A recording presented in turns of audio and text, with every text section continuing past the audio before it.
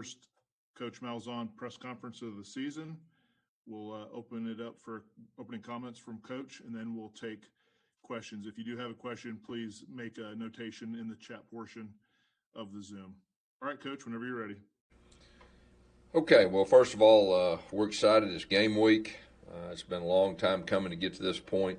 Playing a very good Kentucky Wildcat team. Really, when you look at them, offensively last year they were one of the best rushing teams in all of college football. And to be able to do that in this league says a lot. They have 4 returning starters up front that I think are very talented and really a strength of their team. Defensively, very impressed. They got most of their guys back on defense also. They're very well coached. They know their answers. They know their assignments. They're impressive to watch on film. And then overall, just what Coach Stoops has done with that program, the consistency he's had and the games he's won, says a lot. As far as us goes, the depth chart, you see we have a whole lot more numbers than we normally do. We got 3 deep at most positions. That was by design because of COVID and because, like we've been talking about, having to create quality depth. Position change that you've seen, Jeremiah Wright is moving from the offensive line to defensive line just to give us some more depth. He played that in high school, and we think he can help us there. We got 2 guys that are going to be out because of injuries, and that's O.C. Brothers and Romello Height. They had shoulder procedures in the off season, so they're recovering. We're hoping we'll get those guys back both before the season ends. As far as COVID update, we had 1 positive 2 weeks ago, and I believe it's 6 players that have been out for 14 days that we get back today, but they've been out for 14 days because of close contact. But everybody should be back today. We do have 2 more tests before we play the game, so hopefully that'll go well. And, with that being said, I really want to thank our medical team, our administration, for everything they've done up to this point throughout the summer, testing our players, the protocols, and everything that has went with it. They've done an outstanding job to get us to this point that we can actually play a game with that. And then just overall, I'm really excited about this year's team. I mean, we have all kinds of new faces out there. I believe we got 13 new starters, and so I'm really excited to see, watch this team grow. Really feel that, if we stay healthy, we'll have a chance to improve each game. And, of course, with 10 SEC games, that's going to be very, very important. The teams that improve throughout the year are going to have a chance. So just really looking forward to watching our guys play. I'm excited, that our stadium with our fans is going to be a little bit new, but you look at it and the majority of our fans are going to be students. And our students are the best in the country, so I really expect those guys to bring their A game and make that thing loud as possible and a good home field advantage. All right, questions? First one today is from J.G. Tate. Hey, Gus. Jalen Simpson is a starter at cornerback, kind of snuck up on me. Tell me what he had done in camp to kind of push himself over the other guys there. Yeah, he really came on.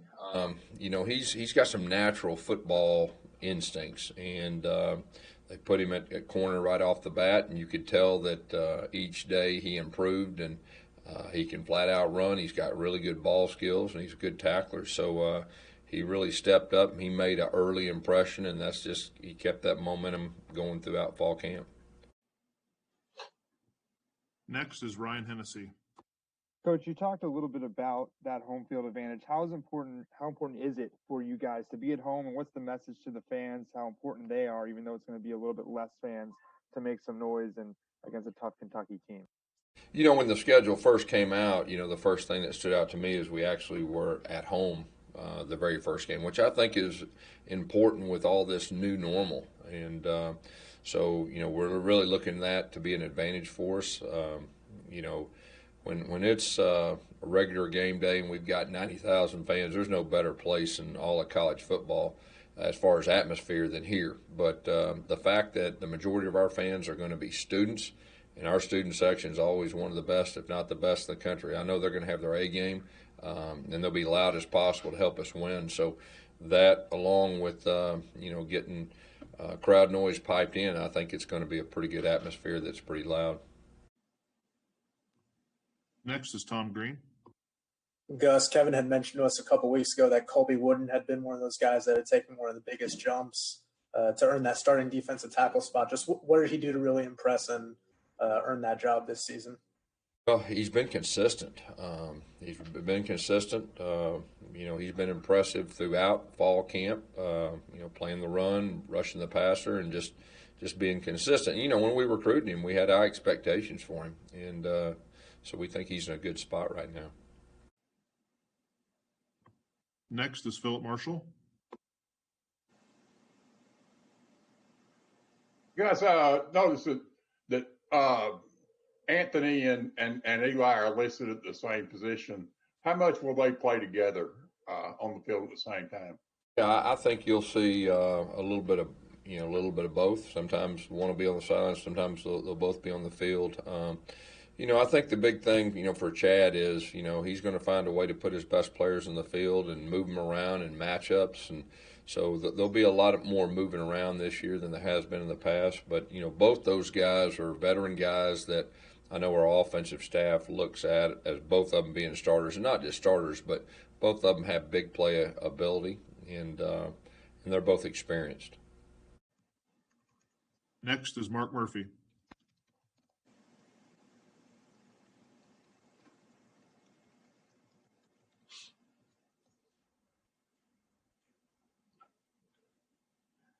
All right, we'll skip ahead and we'll go to Justin Ferguson. Hey, guys, looking on the depth chart, I don't see Harold Joyner on there. What kind of plans do y'all have for him in the offense this year? I know y'all have talked about in the past of moving him around. Yeah, well, and I think it's very similar to that. Harold did some good things during fall camp, and, he'll have a role, but it'll be a little bit more specific role as we go. And here's the deal, too. I mean, we feel like we got 5 guys at the running back position that can all help. He is one of those guys that does have experience, and he's made some big plays in games. So you'll still see Harold Joyner out there some too. Next is Steve Mouton. Hey, Coach. Appreciate you doing this. A lot of talk about the Kentucky offensive line in particular. I'm wondering what you've seen and what you expect out of that O-line at Kentucky, Coach.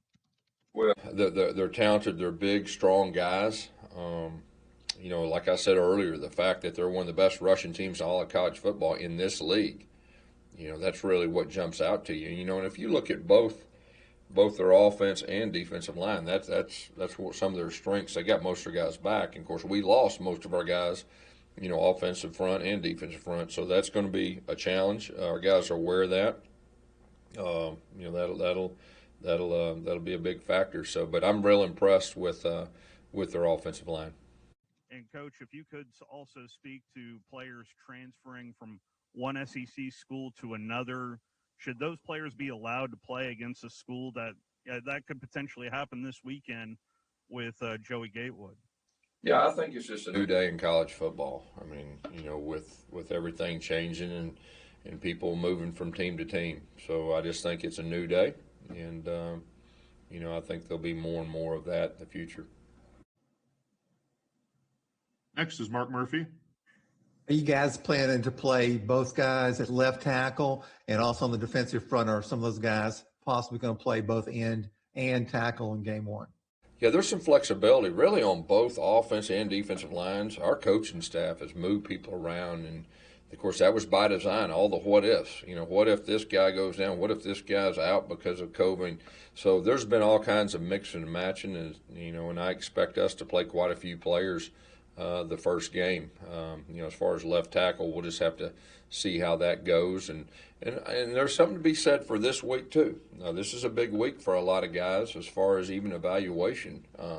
Looking at our two punters. I mean, they're in a competition. It says or, and we've not decided who the first one's going to be.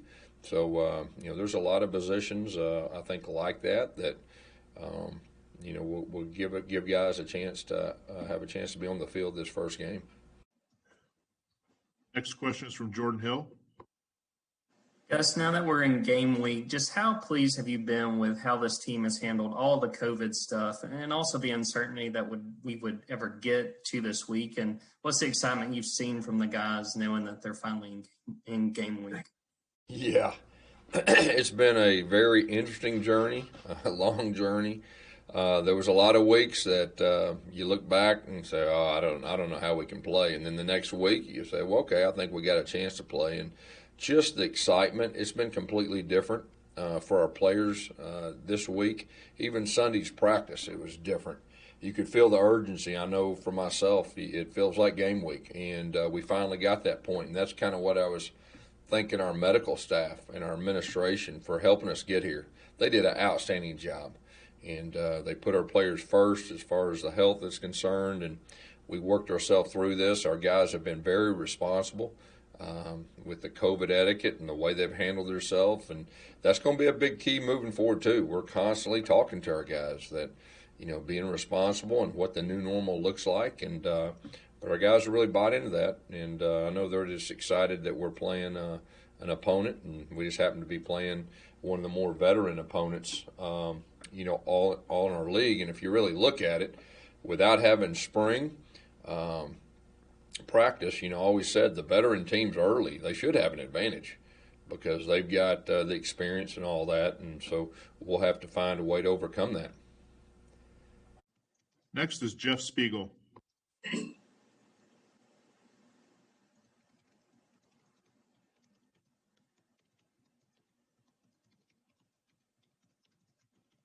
There you go. Sorry about that. Gus, Bo Nix recently said in an interview with Marty Smith that, through the ups and downs of last season, there were points where he lost his confidence, he lost his swag, as he said.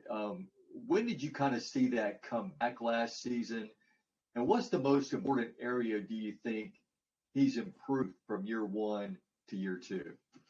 Well, I'm going to say this starting out. I don't care if it's Bo Nix being a true freshman or any quarterback that went through that schedule last year.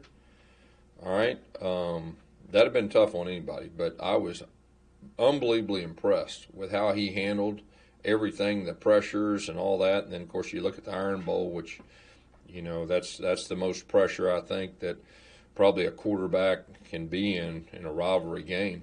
And the way that he played. And then, helped us win the game right there, being a true freshman at home. And he's a different player right now. He should be. I mean, he's got a year of experience.